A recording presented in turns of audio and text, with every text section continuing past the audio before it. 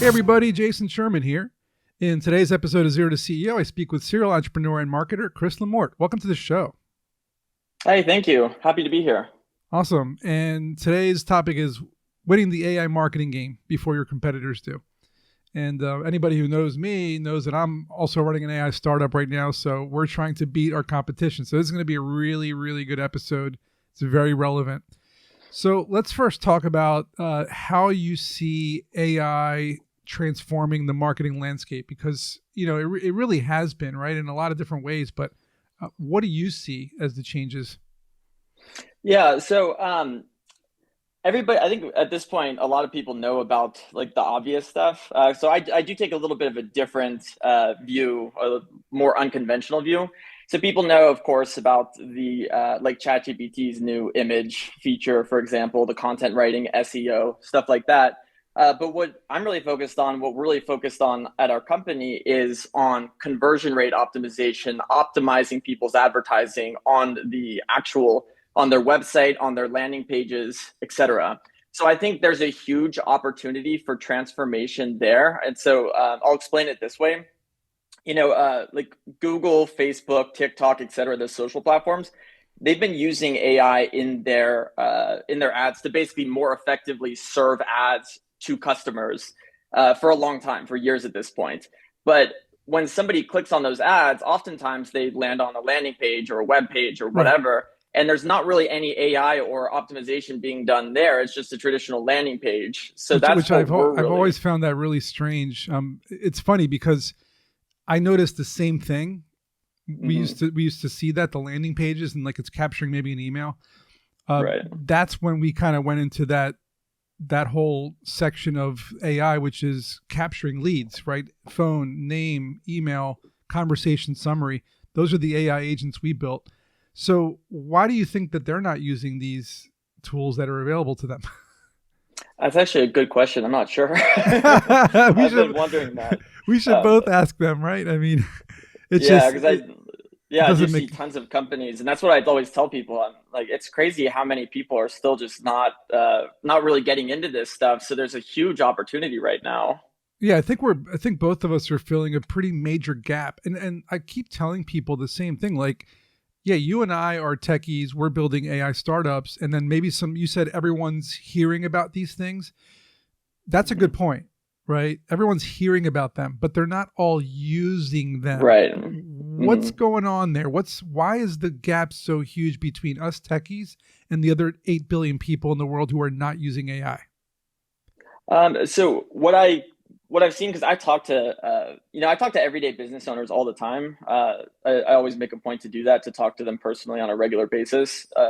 And What I can tell you from what I've seen is a lot of them do seem to have this belief because they've tried uh, so I'll use the website example. Like maybe they've tried in the past something like Wix or some kind of web builder or any kind of DIY solution, and they get totally overwhelmed. And so Of they're course. thinking it's going to be like that, and so they're just assuming that it's going to be incredibly Mm, complicated. And when I show people that you can basically like literally say what you want and then receive it, they're stunned by it. They didn't know. right. Like I had no idea it was that easy. So So. is that really the holdup here? You think people think it's too complicated? I mean, that's kind of what our core value proposition is at Vengo AI is ease of use. But you're Mhm. saying that they're still kind of hung up on that. So how can they learn the opposite? How can we help them? Because business owners out there are trying to figure this out. Yeah. So I know some people are definitely really into it. Like, and that's the thing. Like with the business owners we've worked with and we talk to, some are really excited and into it, and they're geeking out just like I am. And then some are just kind of like, I don't really want, I just want somebody to do it for me. So That's the they, old so way I, of thinking, right? That's the and that's the thing, right? I know that you and I both feel as though the future of the web is conversational. That means that mhm, someone's not doing it for you, the web is doing it for you in a sense. right. Let's talk about that for a minute. Where do you see the web becoming conversational? What and how can business owners take advantage of that? So yeah. So what what I've noticed, there's a big user experience issue with a lot of websites. A lot of websites do not, especially for smaller companies, they don't have the best user experience.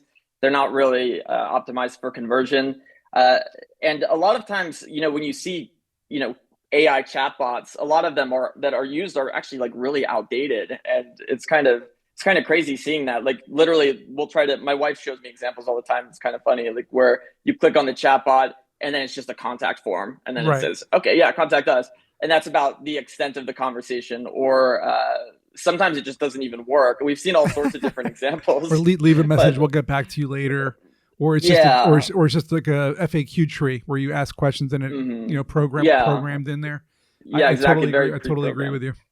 Yeah, and so what we're working on is having it to where the basically where there's less of a gap between the website and the actual chatbot. Essentially, they're one and the same. So if you're using the website, you are using the chatbot. So we're getting into dynamically or AI generated content in real time, so that essentially like every single visitor gets a unique experience based on what they're looking for.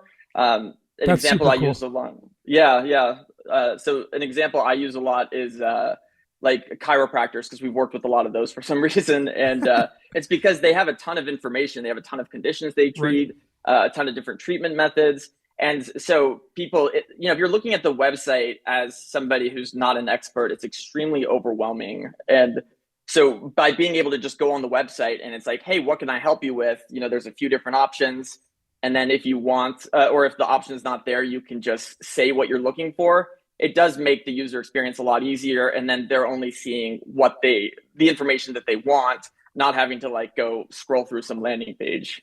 Yeah, totally. No, I get that. It's a great use case, and you're right, because if it's the same user experience for every single person, then it may not work well. But if it changes dynamically, then it makes a lot of sense. So Hmm. marketing wise, we're creating a lot of like AI generated content, whether it's imagery, videos, scripts, blog posts, etc. Do you think that that's what a lot of small businesses should be doing to kind of get ahead of their competition by being more efficient, more productive, more output that way, and it's kind of more tailored and more curated towards certain demographics and certain targets? Yes, I do. Because I mean, when it's personalized, I mean, marketing is always more effective when it's like, laser focused. Like the more specific, the better. And previously, you'd have to create a landing page for Right. like every single like micro segment or micro audience. And now you don't really have to do that. And so that's what's really cool. I do recommend with content. I always recommend this with our customers that that people put their, like say you're writing content like for a blog post. Uh, that they obviously put their own touch on it, because a lot of the times what AI can come up with is not, there's no personalized storytelling or anything like Well, that. yeah, it's But still just a tool. I mean, you have to be a mhm. human and still kind of use that tool and maybe optimize it, tweak it, add your little bit of style and your personality to it. I tell people that all the time. I said you shouldn't just be, using AI to do the work for you. You should be using it as a tool to help you with your work, right? And that's Right. I think a very common misconception that I keep seeing in the market. Now, I do love stories. It's like one of my favorite things. I mean, I'm a storyteller. I know people maybe cringe when they hear that word, but I really love saying the word story because that's where customers start to kind of understand what you do Mhm. and how you help them. So, do you have like a really cool success story you can tell me as to how your platform helped the business? Oh yeah. Let me think. So we had a plumber actually, and so this was actually funny because I was not, my thoughts of emergency plumbing or plumbing services was that a conversational website wouldn't really make sense, because like, I just didn't think people would want to talk to it. I figured it's Right, just like, oh, land on the website and then call.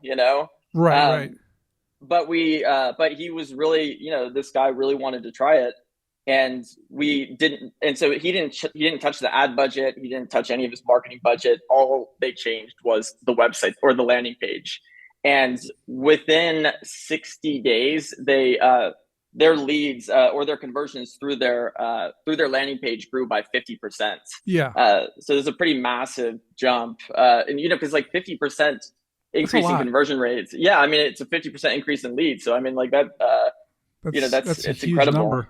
Yeah, especially Hmm. when you're in the plumbing business, each one of those jobs that he's getting are worth probably hundreds to thousands of dollars. So Right. Yeah. it's So it. I was actually surprised, to Well, be honest, you because shouldn't be, because if you built a really good product and it's supposed to do a specific thing to a business and it works, then that's proving that your concept is valid, right? And It's funny because we're kind of targeting the same business owners. We're targeting like HVAC, plumbing, electrician, roofers, because we notice these service type businesses are the ones that are fighting so much for the marketing. Google ads, Facebook ads, circulars, newspapers. They're actually putting flyers out, and they're spending thousands and thousands and thousands competing with each other. But then you go to their website, and like you said, there's a contact form or like a phone number, but some people want to ask questions. And that's kind of where we come in with our AI agents. And it sounds like where you come in with your dynamic website. So it sounds like they almost kind of work together. We'll have to talk more about that. Now, let's talk about mistakes, right? Because everyone always says, like, what shouldn't I do when I start a business? And I always have like a million things to tell them. What would you say the biggest mistakes you see businesses make when they're using AI?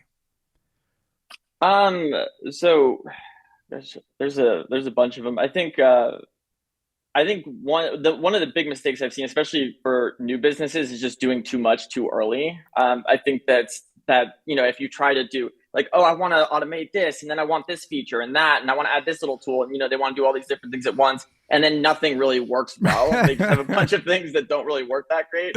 So I always encourage people to stay, super focused. I love that because I'm the same way. Like people always want to do 20 different things, and I'm like, pick one. Just pick one thing.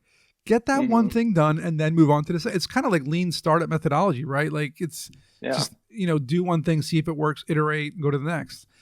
So a lot of people are going to be listening to this or watching this that are business owners and they want to use AI, but they still haven't. We talked about a little bit why they haven't used it. But what is like one thing that you can say to these small business owners or business owners that they should do today to start preparing for AI in the future? Gosh, one thing is hard. I know, but there's like 10 things, but what's the number one thing that comes off the top of your head that would really prepare them for the future of AI? I would say at the very least, just start with something small, like adding a chat bot to your website. And I mean, a real chat bot, like conversational, or something that's more agentic, like an actual agent to your website that can handle qualify leads and automate just a few tasks. And I think that they'll be really surprised at how effective it can be. But particularly surprised with how it just doesn't take nearly as much setup as a lot of people think it does. Yeah, like ours takes maybe like 5 minutes to set up, and I'm sure yours probably doesn't take that long. Ours is one line of code added to the website. I'm sure yours is pretty similar to that too. So I think we're both telling people here, try something, right? Try one thing AI wise to see if it helps you generate leads, and maybe you'll get 50% more sales, like you said, right? That guy, that plumber. So before we wrap up, I do want to ask, how you came up with Strictly AI and how you're different from all the other AI tools out there. So it's actually something, so we first thought about it years ago. I think it was 2014. And it was a little bit different. It was more about AI websites, but the technology was just so different back then. It just was non-existent. Yeah. Like there weren't many AI website builders, and they were the ones that did exist were not great. But so it kind of evolved over time, and then of course this new boom happened, and then that changed, and then we shifted over to this like fully conversational websites rather than having AI build traditional websites. We're just going to merge them and make so the AI is part of the website. Basically building these interactive, dynamic, personalized experiences. So what I would say in terms of how we're different is the types of businesses. We really are focused on smaller businesses, startup type companies. That's one area, but then also the fact that I haven't really seen anyone who's doing it quite like we are, where you have the entire website and the chatbot are literally merged to where the entire website is conversational, the entire website is dynamic, personalized, and the entire website is really acting as the business's personal sales representative, and it can mimic your style of sales. It can collect little bits of information over time. So it's really incredible watching it work and seeing what the results end up being like. That's amazing. Do you have any kind of like free trial or discount for people to try out from this episode? Like I know it's strictly.ai if you guys want to check it out, but do you have anything in particular that we can offer them? We definitely can. If you go to the website and you fill out the request early access, just say that you found us from here, and we'll hook you up. All right, sounds good, guys. Check out strictly.ai if you want to try a conversational AI website to get more sales. As always, hope you guys enjoyed the episode, and we'll see you in the next one.